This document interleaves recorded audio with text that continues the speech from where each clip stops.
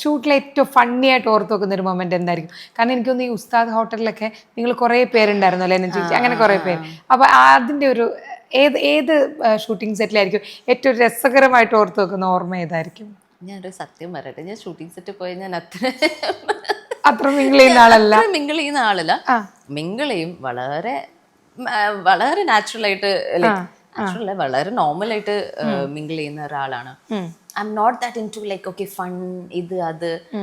പക്ഷെ റീസെൻ്റ്ലി എനിക്ക് തോന്നുന്നു മെമ്മറീസ് കുറച്ചും കൂടി എനിക്ക് കൂടുതൽ ഞാൻ ഫിലിംസ് ചെയ്ത് കഴിയുമ്പം കുറച്ചും കൂടി ബോണ്ടിങ് ഞാൻ സ്റ്റാർട്ട് ചെയ്തത് ഫ്രം റോയ്. അപ്പോഴാണ് ഫ്രം ഓരോരോ സിനിമ കഴിയുമ്പോഴും ഞാൻ കുറച്ചും കൂടി bonding with my cast, with my crew എന്ന രീതിയിൽ I start creating bonds after Roy. Roy തുടങ്ങിയപ്പം ഞാൻ പറഞ്ഞ പോലെ it was like a come back for me. So I cherished every moment. എനിക്ക് കിട്ടുന്ന എല്ലാ അവസരവും ഞാൻ ഭയങ്കരമായിട്ട് ചെറിഷ് ചെയ്യുമായിരുന്നു. മറ്റേ നമ്മൾ ഉസ്താദ് ഹോട്ടലിലേക്ക് വരുമ്പം ഫസീഹ അല്ലേ എന്നല്ലേ കഥാപാത്രം? അത് ചെറിയ കഥാപാത്രമാണ് എന്നൊരു വലിയ ഫാമിലിയിലെ അല്ലേ? എങ്ങനെയായിരുന്നു ആ ഒരു കഥാപാത്രം സിജിയോട് പറയുമ്പോൾ കണക്ട് ആയത് എങ്ങനെയായിരുന്നു? ഇത്ര പറഞ്ഞുള്ളൂ, അനുവരൊക്കെ ഇത്ര പറഞ്ഞുള്ളൂ. സിസ്റ്റേഴ്സ് ആണ് നിങ്ങളെല്ലാവരും. ഇങ്ങനെ ദുബായിലായിരുന്നു, പിന്നെ ഇങ്ങനെ വന്നു, ചെറിയൊരു സിസ്റ്റേഴ്സിന്റെ കൂടെയുള്ള ഒരു കെമിസ്ട്രി. ഇത്രേ പറഞ്ഞുള്ളൂ. ബാക്കി ഞാൻ അവിടെ പോയി ചെയ്തതാണെന്ന്. ഞാനൊരു വീഡിയോ കാണിച്ചു തരാം. ഇത് എന്നോട് ചോദിക്കണേന്ന് ആൾക്കാർ പറഞ്ഞു വിട്ട ചോദ്യമാണ്. ഇതിപ്പോ എത്ര വർഷമായി സിനിമ ഇറങ്ങിയിട്ട്? 13. ഇത്രയും വർഷത്തിലും എങ്ങനെയാണ് ഇങ്ങനെ സുന്ദരിയായിട്ടിരിക്കുന്നത്?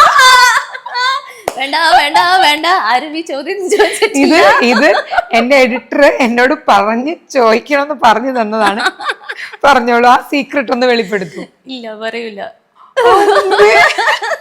നോർമലി സാധാരണ എല്ലാരും അങ്ങനെയൊന്നും ഇല്ല എന്നൊക്കെ പറയുന്നത് പറയൂല. അതൊന്നും അറിഞ്ഞിട്ടേ പോവുള്ളൂ. എന്താണ്? പ്രത്യേകിച്ചൊന്നുമില്ല, വെറുതെ ടെൻഷൻ ഒന്നും എടുക്കാണ്ടിരിക്കുക ലൈഫില്. ടെൻഷൻ വന്നാലും ദേ വീട്ടിലിരിക്കുക. അപ്പോ അച്ഛനമ്മയുടെ കൂടെ ഇരുന്നാൽ പകുതി ടെൻഷൻ അങ്ങനെ പോകും. അപ്പൊ പിന്നെ റെന്റിന് നോക്കണ്ട, ഭക്ഷണത്തിന് നോക്കണ്ട. അത് നല്ലൊരു ഉത്തരവായിപ്പോയി കേട്ടോ. അപ്പൊ അതാണ് മനസ്സമാധാനമായിട്ടിരിക്കുക എന്നുള്ളതാണ് നമ്മുടെ മനസ്സമാധാനം.